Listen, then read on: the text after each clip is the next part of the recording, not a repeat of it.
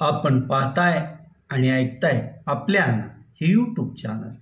मी गणेश तुकाराम शिंदे आपणा सर्वांचं आपल्या अण्णा या यूट्यूब चॅनलवर स्वागत करत आहे. या वर्षीच्या मोसमात पाऊस असा एकदाच तुफान असा बरसला. त्यामुळं धाराशिव जिल्ह्यातील परंडा, कळंब आदी भागात प्रचंड असा पूर आला. शेतकऱ्यांचे अतोनात नुकसान झालं आणि आता तसंच निसर्गा सर्व जिल्ह्यातील लोकांची परीक्षाच पाहत आहे असंच म्हणावं लागेल.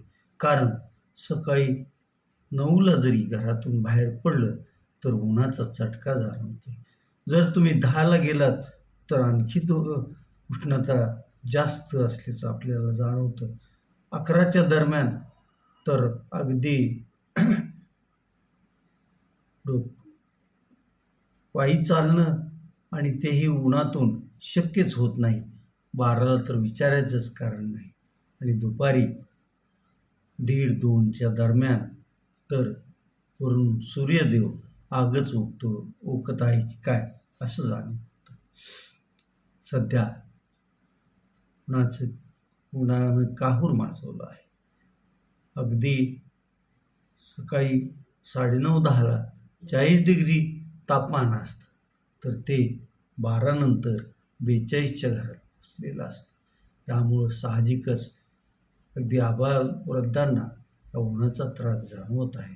त्यामुळं दुपारी 12 नंतर बरेच रस्ते ओस पडलेले दिसत आहेत. तर शासकीय कार्यालयात पण अभ्यागताची या उन्हामुळं गर्दी थोडी कमी जाणवते आहे. आणि एकूणच दैनंदिन कारभारावर या उन्हाचा त्रास होत आहे. धाराशिवलाच असं ऊन पडले असं नाही, पूर्ण मराठवाड्यात असाच उन्हानं काहूर माजवलेला आहे. तर विदर्भात तर अनेक जिल्ह्यात 45च्या आसपास तापमान पोचलेलं आहे. त्यामुळं हा उन्हाळा साधारण आणखी 2-3 आठवडे असाच जाणवणार नक्की आहे. आणि हवामान तज्ज्ञांचं, हवामान अभ्यासकाचंही तेच मत आहे. त्यामुळं एकतर उन्हात फिरणं टाळा. दुपारी 12 ते 4 तर अजिबात घराच्या किंवा कुठं सावलीत असाल तिथून बाहेर पडू नका. पाणी जास्तीत जास्त प्या. उन्हात जाण्याची गरजच असेल तर डोक्यावर काहीतरी बांधा किंवा टोपी घाला असं सल्ला जनतेला आरोग्य विभागानं दिला आहे. त्याचबरोबर जिल्हा प्रशासनानंही अत्यावश्यक असेल तरच दुपारी 12 ते 4 घराच्या बाहेर पडा असं बजावलेलं आहे. त्यामुळं आता दुपारी रस्ते सुनसान असले तरी जिथं काही दाट सावली आहे तिथं लोकांचे घोळके गप्पा टप्पा मारत बसतायत असं दिसतंय. आता ह्या उन्हाचा सामना धीरानं मानवानं करण्याची गरज आहे.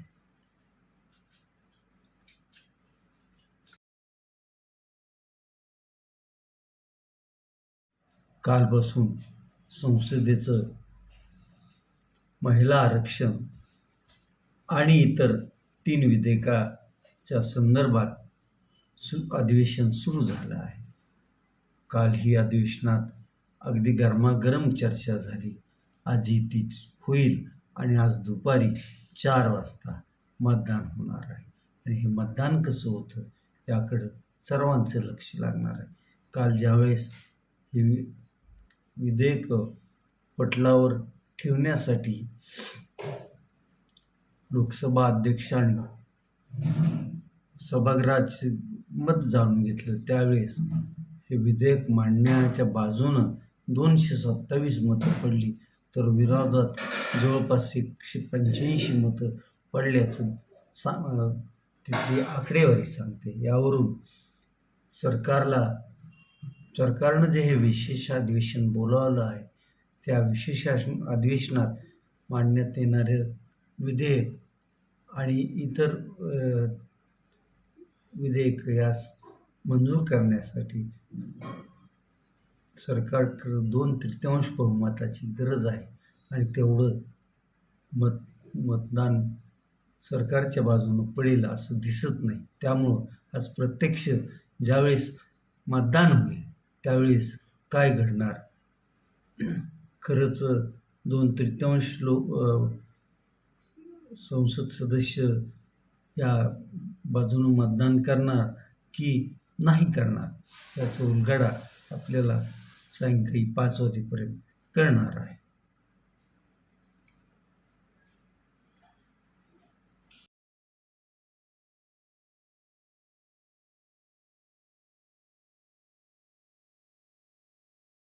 काल मुंबईच्या वानखेडे स्टेडियमवर मुंबई इंडियन्स विरुद्ध पंजाब असा सामना झाला.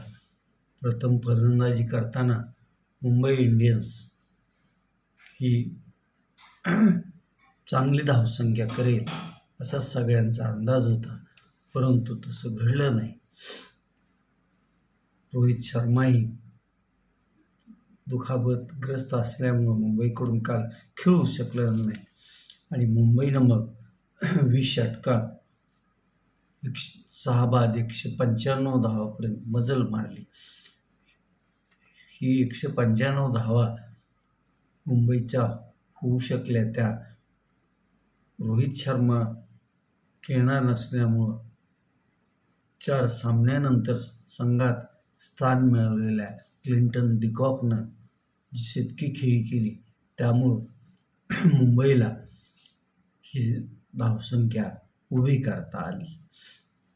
आता ह्या धावसंख्येला प्रत्युत्तर देण्यासाठी पंजाब किंग्सचा संघ मैदानात उतरला.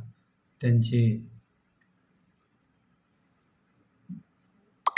आघाडी जे ओपनर्स बॅट्समन्स होते प्रभू सिमरन सिंग आणि आर्या ही चांगली धावसंख्या उभारतील अशीच आशा होती. त्यांनी तशी सुरुवात पण केली. अगदी बुमराला आर्यानं जे 2 षटकार लगावले तर ते पाहण्यासारखेच होते, परंतु दोघंही आर्या हा लवकरच बाद झाला. त्यानं 15 धावा केल्या होत्या आणि ओपनिंग जोडीनं अवघ्या 45 धावाचीच भागीदारी केली. नंतर प्रभू सिमरन सिंग एक बाजू लावून खेळतच होता. त्याला कर्णधार श्रेयस अय्यरनं योग्य अशी साथ दिली. श्रेयसनं एक बाजू लावून धरत त्यानंही अर्धशतक पूर्ण केलं. प्रभू सिमरन यांना 80 धावा केल्या आणि मग या दोघांनी केलेल्या अगदी चांगल्या फलंदाजीमुळं, चांगल्या भागीदारीमुळं पंजाब किंग्सचा संघ अवघ्या 16.3 षटकातच त्यांनी 3 बाद 198 धावा करत मुंबईची पराभवाची मालिका तशीच पुढे सुरू ठेवण्यास हातभारच लावला. आता आज संध्याकाळी गुजरात टायटन्स आणि कलकत्ता नाईट रायडर्स यांच्यात सामना होईल. कलकत्ता नाईट रायडर्सनं पण आपल्या लौकिकास साजेल असा खेळ आत्तापर्यंत केलेला नाही. गुजरात टायटन्सनं आपली घोडदौड चालूच ठेवलेली आहे. त्यामुळं आज संध्याकाळी 7:30 वाजता काय घडतं याकडे सर्वांचं लक्ष असणार आहे. आपण आता इथंच थांबूया. तुम्ही आपल्यांना यूट्यूब चॅनल सबस्क्राईब करा, लाईक करा आणि कमेंट्स पण. धन्यवाद.